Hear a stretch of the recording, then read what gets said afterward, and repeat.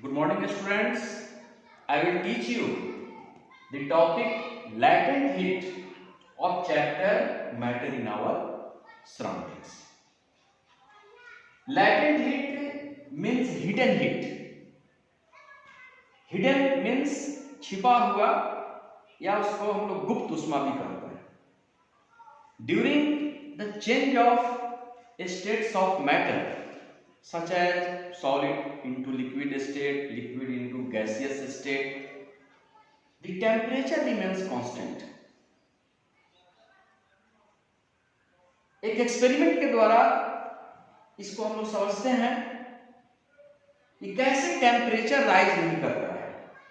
जैसे सपोज कीजिए कि 1 kg आइस हम लोग लिया एक बीकर में, और उस बीकर में एक क्लिनिकल थर्मामीटर भी हम लोग रख देते हैं, और उस बीकर को हम लोग स्पिरिट लैंप के माध्यम से उसको हीट करेंगे.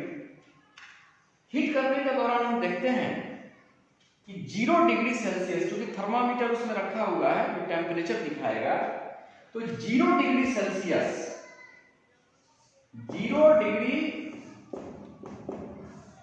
सेल्सियस टेम्परेचर पर वह आइस मेल्ट होना शुरू करेगा. इसलिए मेल्टिंग पॉइंट ऑफ आइस, जैसा कि हम लोग जानते हैं कि आइस का मेल्टिंग पॉइंट 0 डिग्री सेल्सियस होता है, तो 0 डिग्री सेल्सियस पर वह आइस पिघलना शुरू होगा और वह आइस वाटर में चेंज होगा, यानी उसका स्टेट बदलेगा. Melting point means the temperature at which solid starts melt and become to liquid state at atmospheric pressure is called melting point. तो आइस का मेल्टिंग पॉइंट 0 डिग्री सेल्सियस है, यानी 0 degree Celsius पर वह आइस मेल्ट होकर के water में change होना शुरू करेगा. अगर हम टेम्परेचर और इंक्रीज करेंगे, यानी स्पिरिट लैंप को और उसको जो है इंक्रीज करेंगे, टेम्परेचर अधिक देंगे, हीट उसमें अधिक सप्लाई होगा, फिर भी जो थर्मामीटर है वह 0 डिग्री से 1 डिग्री नहीं होगा, यानी उसका टेम्परेचर राइज नहीं करेगा. A question immediately comes to our mind, where does the heat energy go? आखिर जो हम लोग हीट एनर्जी सप्लाई कर रहे हैं वो कहाँ गया? तो जितना भी हीट एनर्जी हम लोग सप्लाई कर रहे हैं, वह टोटल हीट एनर्जी उस आइस के पार्टिकल्स को ब्रेकअप करने में, उसको तोड़ने में यूज हो जाता है. और अधिक हम हीट सप्लाई किए तो वह आइस जो है तुरंत वाटर में चेंज हो जाएगा, स्टेट तुरंत बदलेगा, टेम्परेचर राइज नहीं होगा, 0 से 1 नहीं होगा, तुरंत उसका स्टेट बदलेगा. एक और चीज हमने देखा कि 0 डिग्री सेल्सियस टेम्परेचर पर अगर पूछा जाए कि वाटर का physical state 0 degree Celsius temperature पर क्या होगा, एक चीज और भी जानिए आप लोग, 0 डिग्री सेल्सियस पर आइस भी रहता है और वाटर भी रहता है, यानी आइस से वाटर बदलने में टाइम लगेगा. इसलिए फिजिकल स्टेट, एक और चीज है इसमें कि फिजिकल स्टेट ऑफ वाटर का physical state at 0 degree Celsius, तो हम कहेंगे कि ice at well at water. 0 degree Celsius पर आइस स्टेट में भी रहता है और वाटर में. Ice means solid state, water means liquid state. तो हम लोग ने देखा कि लैटेंट हीट जो होता है वह हीट टोटल यूज हो जाता है उसके पार्टिकल्स को तोड़ने में, ना कि उसका टेम्परेचर है.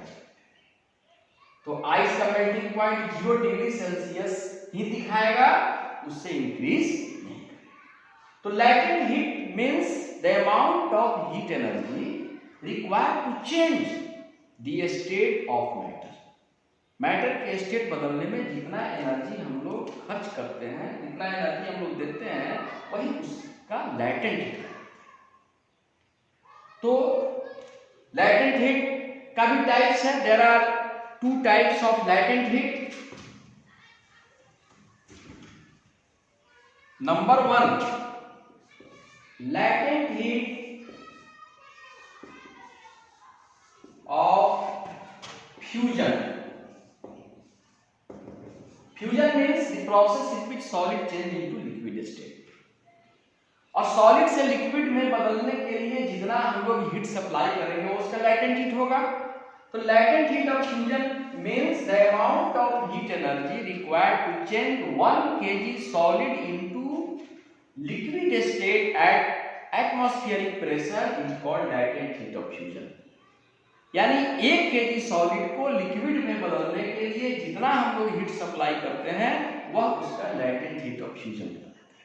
सपोज 1 kg अगर हम आइस लेंगे और इसको चेंज करना है वाटर में, तो हमने देखा कि लैटेंट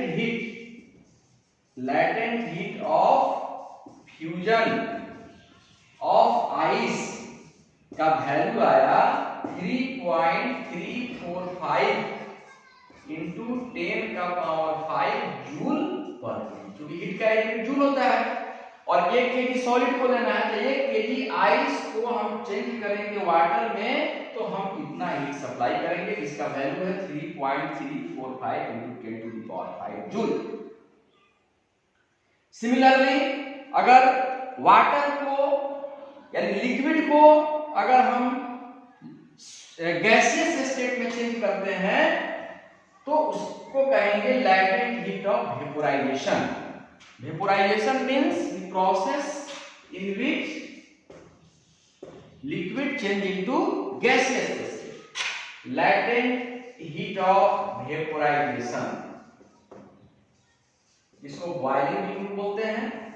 तो इसमें होगा कि वाटर, जैसे वाटर के स्टेट के बारे में हम पढ़ रहे हैं, अगर वाटर है लिक्विड स्टेट में, अगर उसको हम लोग चेंज करेंगे वाटर वेपर में यानी गैसियस स्टेट में, तो हम कितना हीट सप्लाई करेंगे। अगर 1 kg वाटर को वाटर वेपर में चेंज करना है तो हम कितना उसमें हीट एनर्जी सप्लाई करेंगे, तो उसका लैटेंट हीट होगा लैटेंट हीट ऑफ वेपोराइजेशन